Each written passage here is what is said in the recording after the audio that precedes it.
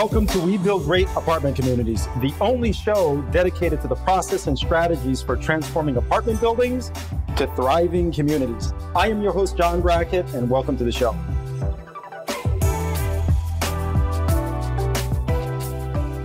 All right, folks, welcome to another great episode of We Build Great Apartment Communities, the only place where you come to learn how to take apartment buildings and turn them into amazing communities. So I have here a great guest, someone who we've been playing some phone tag now for probably about 2 months. Terry, would you say?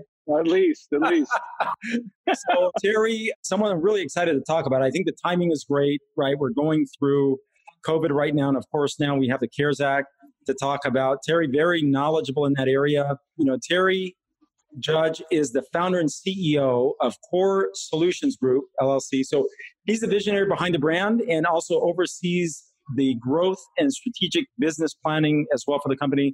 So Terry has an extensive entrepreneurial background with over 25 years in business ownership and is one of the early adopters of engineering-based cost segregation studies, as well as other highly specialized tax credits and incentives. So Terry has been in engagements that have yielded over $1 billion in net tax savings. So really excited to talk to him today, considering the market that we're in, some of the new tax changes or some of the changes in laws that have taken shape over the last couple of months. So Terry, welcome to the show. Really excited to get into this conversation. Oh, me too. Great to finally be here and connect with you and your audience. Yeah, I really appreciate that. So Terry, share with us your background, you know, how you got into this business. I know you have a fairly deep entrepreneurial background, also in tax and now in cost segregation. So share with us your background and how you got to this place.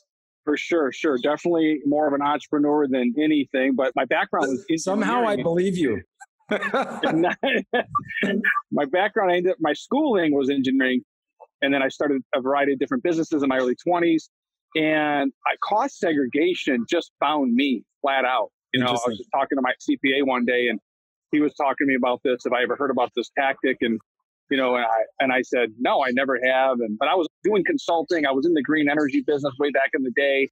I've been in the energy consulting field for a while. And I just got enamored by that tax strategy. And what I found out very quickly is that 95% of all CPAs across the country were not offering this tax strategy to real estate investors and building owners and owner-occupied folks that I never heard of it. As I started to do my research, I really realized that middle America and even the person just looking to buy their first multifamily property have never heard of it. And what I found very quickly is that it is by far the most powerful tax strategy, and it's probably one of the most underutilized. Even to this day, I find that it's still very underutilized as a tax planning strategy. We started the company back in 2006. Literally, we're going on almost 15 years, hence the white hair. I used to have dark hair. So we've been doing this. You know, I speak regularly on the topic. I'm on a lot of podcasts. I love coming on. I love educating. It's one of my passions. And just kind of, you know, sharing that from, you know, very seasoned multifamily operators. They own thousands of doors, down to the person that just bought or planning on buying their first multifamily property, and how cost segregation can work for them and even their family, whether it's their spouse or, you know, whatever. We'll dive into that a little bit more. Sure. So that's kind of where we're at. Okay. Hey, well, I really appreciate that summary, Terry. Thank you so much for sharing your background. There's so many ways to take this conversation because it's very unique. And I think more importantly, it's applicable, right? It's not one of those things where you talk about in theory, but you can't apply. I think one of the advantages in the space that you're in is there's a direct benefit when you're applying these strategies. So can you talk a little bit about the CARES Act, some of the changes that are taking shape right now, and how the CARES Act can translate into a benefit with several of our listeners out there with some of the strategies that you employ? Yeah, and first, let me just touch real quick, Jonathan, if I may, just the breakdown of the difference between this strategy versus the normal accounting method. If you Please do.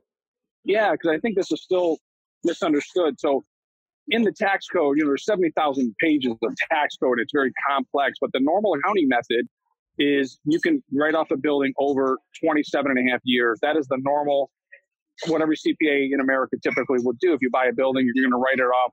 Multifamily is 27 and a half years, and any commercial office building is 39 years. And then the second pathway in the tax code is this accelerated method.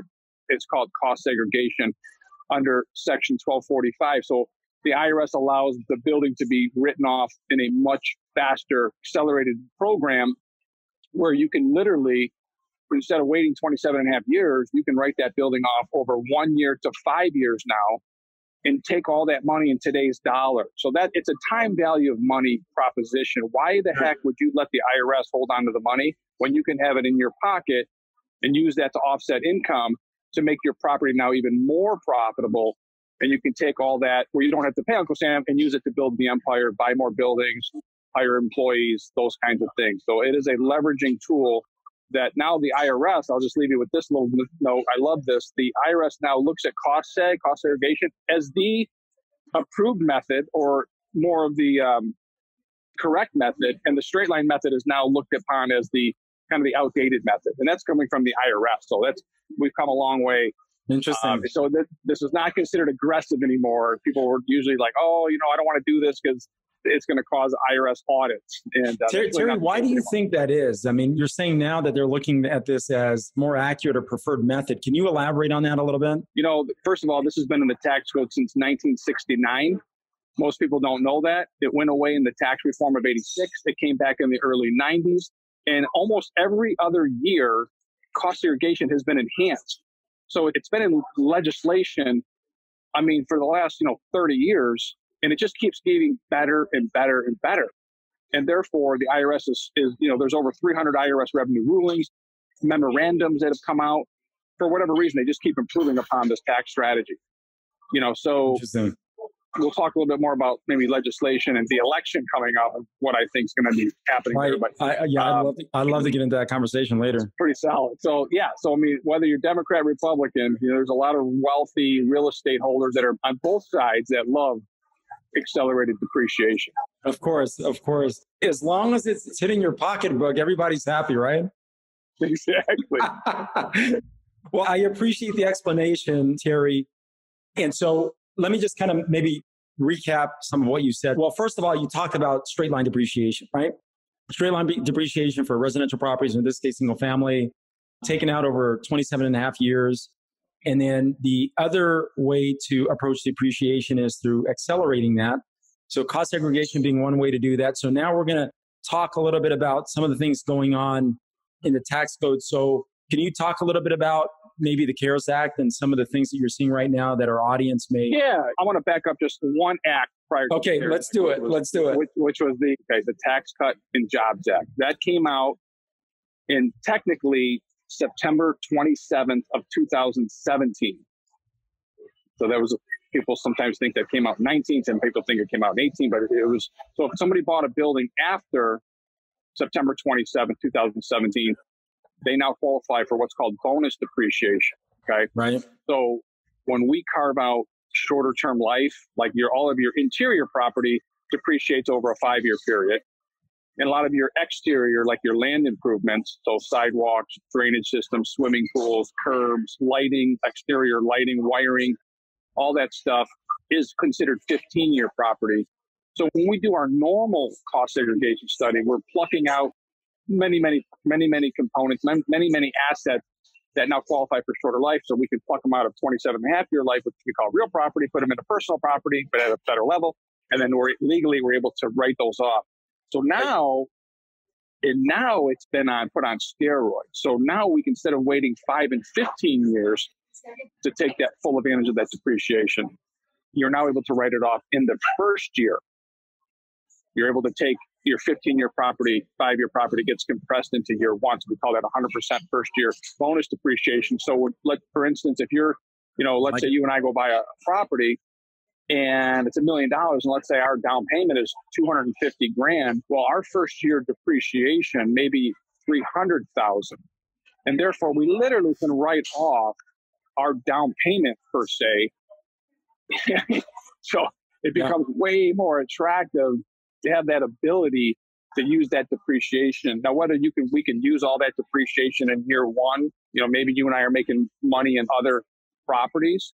And if we are active investors, well, guess what? We can use that depreciation against other income, other properties that are generating income. Anything that hits us through our LLCs, we can move it around and use it as a tool to offset income in other avenues. And maybe you even have a W-2 job. We can use that to offset your W-2 wages. It's a game changer because now that might be the difference between you leaving your full-time job, in the next 3 months versus 2 more years. I mean, that could be the difference in that kicker to move forward into your real estate career. I hope everybody's getting that because it's very powerful on how we can use the depreciation to offset income coming from other sources. Now, Terry, I know earlier one of the things that you talked about was how this could benefit families. I don't know if you meant families or estates, but was that one of the areas that you were speaking to, or was that something? Yeah. I was just thinking like spouse. If someone has a W-2 income, that I was just thinking that more so where you can use it to offset W-2, your W-2 wages. Right. I mean, as long as they're a real estate professional. Correct. Awesome. Okay. I appreciate you sharing that. So, I know we talked a little bit about the CARES Act, and I know you're going to get into that, but some of the things that you brought up made me think about a couple different things, Terry. And so I really want to just get a sense for where you see a lot of the changes taking shape right now in your world because of COVID-19. And then I'm sure from there you can transition right into the CARES Act. But what do you see going on right now that you think is worthy of a conversation as it relates to, how things are changing as it relates to COVID-19? Yeah, no, it's a loaded question. It's on everybody's mind. As long as interest rates stay very low, banks are going to continue to lend and investors are going to continue to buy. We're seeing multifamily really perform extremely well. A lot of my clients own a lot of multifamily, and every one of them that I talk to, they're saying that, they're like, Terry, man, our properties have performed better than we thought, and they're still in the 90, 95%. So it's becoming even more proven. I think more people are going to get into multifamily, moving some of the money out of the stock market and getting into multifamily. I own a cost segregation firm, and I'm now investing in, syndications, and because I just see the numbers, I'm like, damn. Now, is it going to be as lucrative? Are the cash on cash numbers going to be, or the IRR numbers going to be internal rate of return what they were? No, they're not. They're going to be probably a little slimmed down a little bit, but I think overall, those investments are going to be still, very, very powerful. So I still see a lot of acquisitions going on and renovations going on as long as that takes place, and I think interest rates are going to stay low for quite some time. Okay, great. I appreciate you sharing that. It's really interesting, right? Because historically, multifamily has been an asset that has been favored, but I don't think to the degree that it is today. And so I think one of the unique opportunities that this pandemic has created is just a better understanding how housing is just a core product, right? Everybody needs a place to stay. Everybody needs a place to live. And I think multifamily has helped really proven that out. And now, consequently, the demand for that product is likely increasing and likely will over the next couple of years. And some of the other asset classes, such as industrial, office, office is hemorrhaging a little bit, as well as retail. And I know that those two, product types are going through their evolution or likely continue to over the next 24 months or so. Now, with that said, though, in terms of tax benefit that this market has offered up through the CARES Act, are you ready to get into that now? Yeah. Yeah, just one more layer. All right, let's unpack another layer. Let's unpack. The last thing that came out in the CARES Act, it was all about the pandemic. Obviously, the government's doing whatever they can do, to help middle America. And so they passed this little caveat, and it's called net operating losses. And if you can carry back now depreciation from a cost segregation study into previous years that you maybe have made more money than you are making right now. And therefore, the IRS will allow you through this little window of opportunity that we have to take some of the depreciation used from a cost seg study. And, you can get with your CPA and see what year, and we're not CPAs, at my company, but you can carry it back and apply it to income that you earned. And you might have even been at a higher tax bracket. So there's a little bit of an arbitrage of maybe what the tax bracket that you are in today's dollars, in today's world, back, 4 or 5 years ago. Sure. And therefore, you can file for a refund and you can get checked back from the IRS. You can actually get a refund check. So that is just another way to create money out of thin air if you own property. And you can use this. You don't have to have owned property to generate losses and carry them back. But on this show, obviously, we're talking about real estate. So Right. if you are in that position, I would suggest call your CPA and ask them, say, listen, I was on a podcast with John and Terry, and this guy said in the pink shirt that you can carry back, up to 5 years and generate some significant dollars.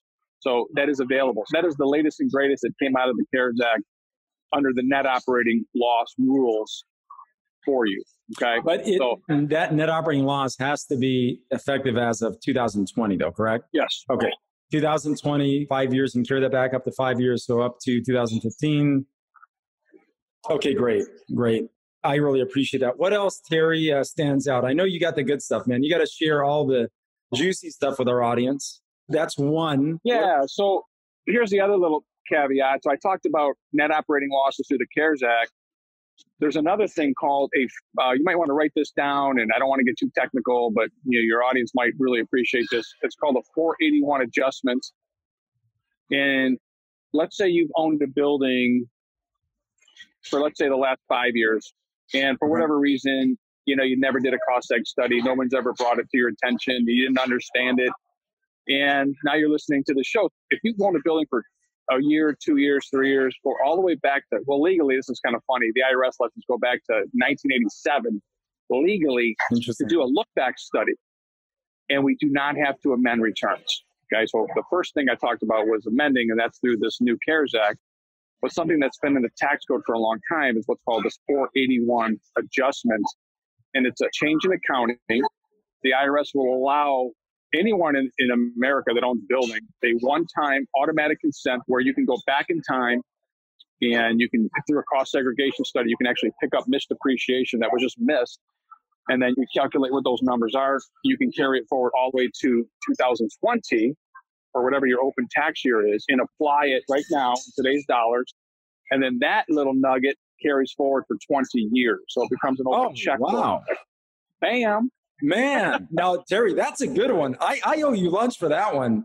You like that one? I was holding back a little bit. I love that one, man. I knew you were holding back on me. Once you started this unpacking the layers thing, I'm like, okay, he's prepping me for something good. Now I completely see this. Man, why do you think, I didn't know about that, but why do you think a lot of these strategies are so underutilized? In many cases, just people aren't aware of them. And for me, I noticed that it doesn't always come down to the sophistication level of the borrower, because I see it across the spectrum, right? Folks very sophisticated to those that are just starting out in this business. Right. Why do you think that is? Just out of curiosity. I think, well, first of all, it's a very weird niche service. The name is funky. I think because you have a blend of, number one, engineering, then you have another bucket, or you need a blend of legal and law understanding, and then you have accounting and depreciation. Now, the CPA community, they understand depreciation better than anybody, but they don't understand and don't do it because obviously they're CPAs, they're not engineers, they're not tax attorneys.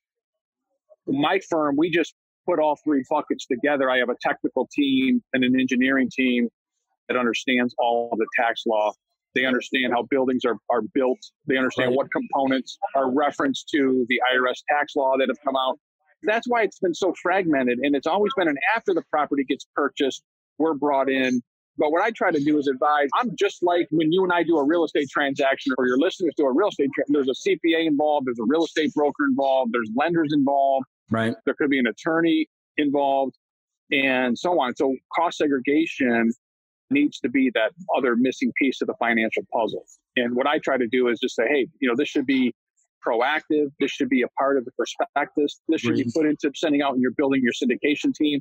Bonus depreciation now has been a complete game changer for a lot of real estate investors when they see that, when they can get impacted on their K1s, where they show they're making money on recorder every month, but they're seeing loss on their K1s. And that's music to everyone's ears when that happens. So I just think syndicators, real estate investors, lenders should be, probably promoting and understanding. Well, they can't promote it if they don't understand it. So number one, understand it. nobody has to be an expert in this. I mean, that's what we do. Keeps us up every night. We're reading tax law. We're a bunch of nerds, keeping up on this stuff. And therefore, we work with now, like, a lot of, major CPA firms that you would think they're huge. I mean, I'm in Detroit, Michigan, and we work with two of the biggest CPA firms. They're now nationwide, but you would think a company that size would have an engineering tax team in-house, and they just feel it's better to have it outsourced because they don't want the audit risk because it's something out of their wheelhouse. Interesting. Interesting. So we offer, in reputable, not just my firm, but reputable cost segregation firms out there, the ones that are good offer 100% audit defense guarantee. And the other thing is they should be offering the engineering approach, not this desktop nonsense sampling approach, because they're just not doing it the correct way and they're leaving lots of money on the table. So just FYI for your listeners, when they're trying to pick the right firm, make sure that they do it the engineering-based approach where they're sending out an engineer to the property to do a complete breakdown of those assets. Because we literally rebuild right to the electrical outlet behind the wall and what that cost is, all the cost to run that wire, every nickel that if we spend $1 million, $2 million, $4 to $10 million on a building, our engineering study literally rebuilds that building and then breaks apart every single component that can qualify for shorter life. And it's not a one size fits all either. There's definitely things that have to be done according to IRS specs. Therefore, we can supply 100% audit defense because we just build out that audit trail and then making sure that the T's are crossed, I's are dotted, so everybody can sleep at night, because we are talking about big numbers. We're talking about 150 grand per million in tax savings. 15%. So, people say, they say, show me the money for an easy, I like keeping things simple, taking a complicated subject and trying to make it a little more sexy, in the tax world. Yeah, for about every million, a cost segregation study will generate anywhere from 150 to 200 grand in tax savings now. And therefore, they're big numbers and you want to make sure it's done correctly. And then the layers. Don't forget the layers. We got layers. I really appreciate the commentary. So, Terry, you made me think of something. A friend of mine owns a fairly large platform where they assemble single-family residential properties for institutional buyers, right? Because for an institutional buyer, single-family homes is a big thing now, built to rent. And of course, assembling single-family, because single-family has performed extraordinarily well, probably the best performer out of all asset classes. But one of his comments was, he goes, John, I cannot figure out how to get a cost segregation study on all of these assets and do it in a very economical way, because very expensive, right? I mean, now you're talking about doing a study 100 times over. So one of the things that they were looking at were these desktop reviews, and I have not done one of those, so I really can't speak to it. But is there a way to make that study work for single-family bulk portfolios like that and do it on a relatively cost-effective basis? Yeah, and let me retract. So on smaller properties, on single-family homes, I'm not saying the desktop format isn't appropriate. It could be. Right. Okay. And we do, we still do our normal approach. We are starting to do more single-family block homes, packages of 10, 20, 30. As long as there's a basis of about $500,000 now. It used to be about $1 million was our sweet spot as a firm, but because of the CARES Act and because we're smaller buildings now qualify, because of remember I mentioned land improvements were 15-year life. All your land improvements were 15. Now it's 1 year, right? So before, we're doing mobile parks now. It's just land. It's just land improvements and not so much the actual mobile home sitting on the pad. We do both, but now it makes sense for even, an operator that's sitting on an acre or a smaller, even like a parcel, residentially. If there's a lot of land, obviously if we're doing 100 homes at a time, it's now being compressed into 1 year, so you don't have to wait. And it just makes a lot more sense now to do smaller properties like a residential home. Personally, I wouldn't just do a single family home for, let's say, 100 grand or 50 grand. It wouldn't make economic sense for us or our client. But now if they had 10 more, or let's just say 500 grand in total collective basis, then we'll account for all the renovations that maybe took place within those properties and bang them out. And it could be a really nice, I mean, we just did one for, as a matter of fact, it's just fresh in my mind. The guy owned 13 homes in Ohio. And that tax savings on those 13 homes, I think were about like 220 grand net tax savings out of that. Yeah, so that was a nice project. Yeah, no, I think that's great. I think you're going to start seeing more and more of that come online as people start to become a little bit more savvy about even that option.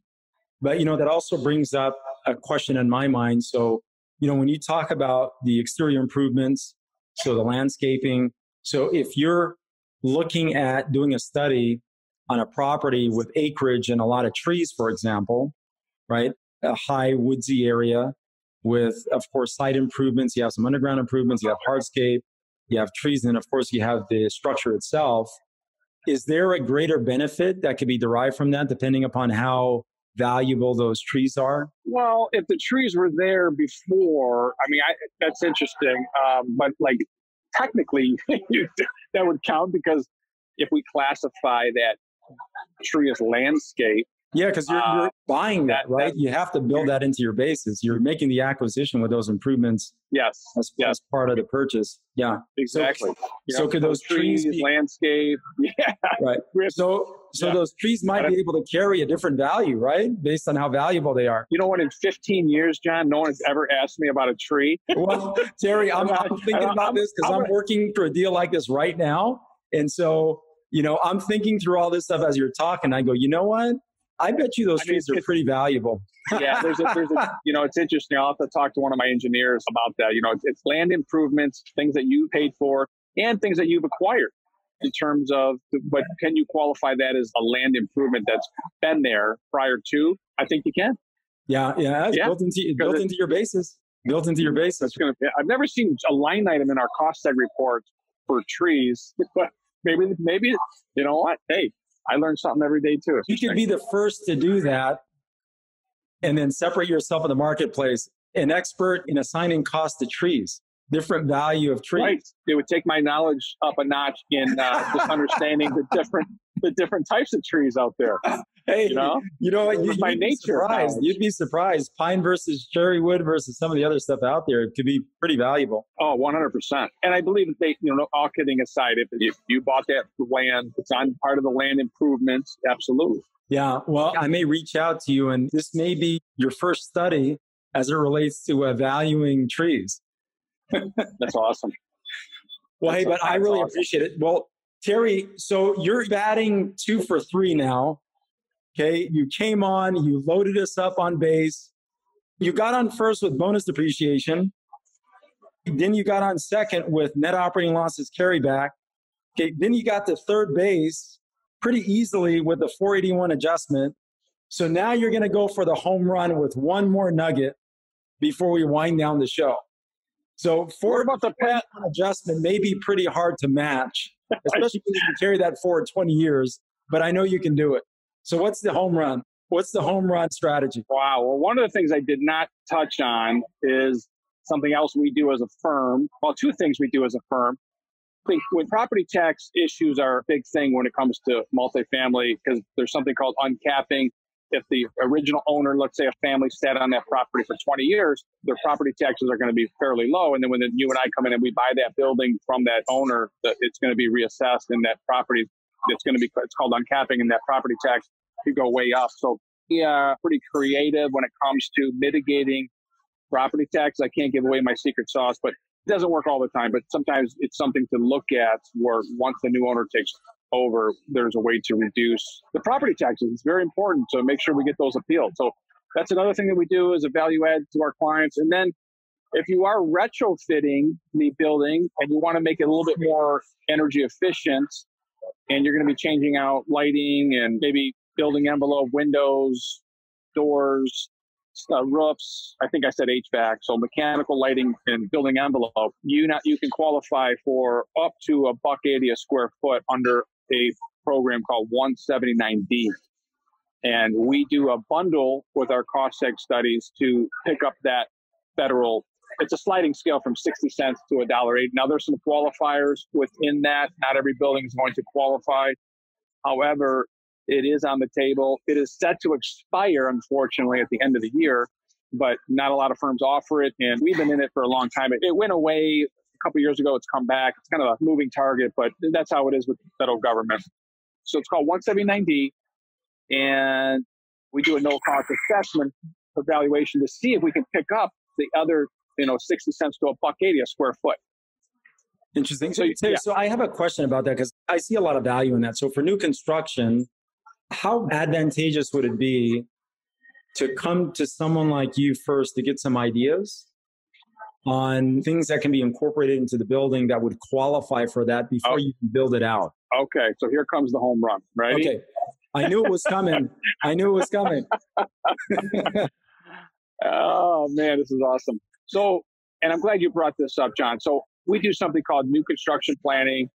We will look at, somebody will bring us in, we'll take a look at the prints, the drawings, the design of the building, and we can actually try to help assist, make that building more cost segregation friendly, because it's important the way the building is being put together. Beautiful. There's all these case laws and revenue rulings that determine what we can take as accelerated property and what we can't take as accelerated property. So you can't go in and just do it wrong and oh yeah, I'm going to take this, I'm going to take that, I'm going to leave this, I'm going to leave that. Right. And that's why most CPAs understand the value of having a professional cost segregation firm to come in and be a partner alongside of everybody, because we're going to be the ones putting that building into all the correct depreciation tablets and schedules or tables, put those depreciation schedules on steroids, and make sure that all the layers that I've been talking about are accounted for. Okay, because new construction is a different type of an approach that we would, it's the same but different in terms of if we're approaching a building that you and I just bought, but it's 20 years old, okay? That's one way to kind of break down the building. And then if you and I are going to build a new construction building, there's a different approach that we want to take to make sure it's absolutely 100% cost segregation friendly so we can maximize every nickel. And it's usually within the hundreds of thousands of dollars when we're starting to get into $2, $3, $4 million in new construction costs. Yeah, I can see that. So, Terry, I got to tell you, you hit it out of the park. Okay, you're batting 4 for 4, and you hit a home run. So, man, boom. Boom is right. In fact, I'm going to give you a boom. Boom. Hey, man, I really love this. I really appreciate you being on. We're at the end of our show, but there's so many takeaways here in such a short amount of time. A lot of value added. So just to recap, right? You got on first base with bonus depreciation, then you ran the second, or you put someone on second with net operating income losses or the carryback. Okay, then you easily slid into third with the 481 adjustment, which carried forwards for 20 years. And then lastly, easy home run with the 179D, which I love. And I see a lot of application there. But I think where you really differentiated yourself, okay, what most people don't know is you're a bunt hitter.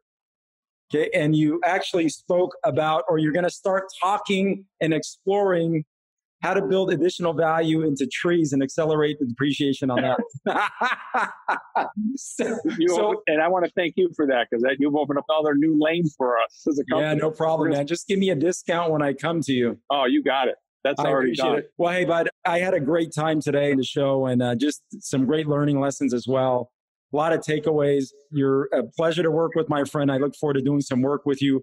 Terry, how do people get in touch with you if they want to reach out and learn a little bit more, especially about your new specialized area in trees? Yes, absolutely. And by the way, just so you know, we do a lot of pro bono work.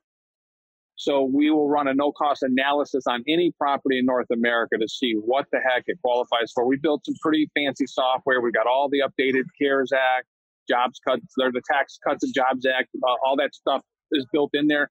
We can spit out a custom savings report for your listeners. But if anybody's interested in that, please reach out to me. My name is Terry Judge. So Terry Judge, I got a new email. So Terry Judge at CORE, C-O-R-E, advisors.net. Terry Judge, COREadvisors.net. I'm on, well, actually, my Facebook was, John, you won't believe this, but my identity was stolen here 2 weeks ago, and I've been putting it all back together. So I got everything back together. It's been crazy. Unbelievable. But Facebook is the only one that still doesn't recognize. That's how hacked I got. I'm almost there to get I had to go through, affidavit. I had to get paperwork notarized. I mean, it was just crazy. Yeah. Not to get too sidetracked. I know we're out of time, but anyway, Terry Judge at coreadvisors.net. And we'd be happy to offer your listeners a discount on their first cost seg study. And we're here to help, whether it works or not. Definitely get on this in terms of tax planning, going backwards and now going forwards. That sounds great, bud. I really appreciate that. We're going to add all that information to the show notes, along with all your social channels and the email address that you just provided. So, Terry, I look forward to doing some work with you. I appreciate you again for being on. You're a tremendous guest, and I look forward to your continued success and another show hopefully here soon. John, you're awesome, man. Thanks a lot for having me. I'm launching my podcast too, so I'm going to get you on the show. Sounds good, man. I'm happy to reciprocate anytime. Just let me know. Appreciate it. All right, man. Clarity of purpose creates our greatest competitive advantage. When we transform apartment buildings to thriving communities, we improve how people live and create assets with high profit margins. Don't forget to subscribe, like, and share this up with a friend. I'm John Brackett, bringing you things you can implement right away.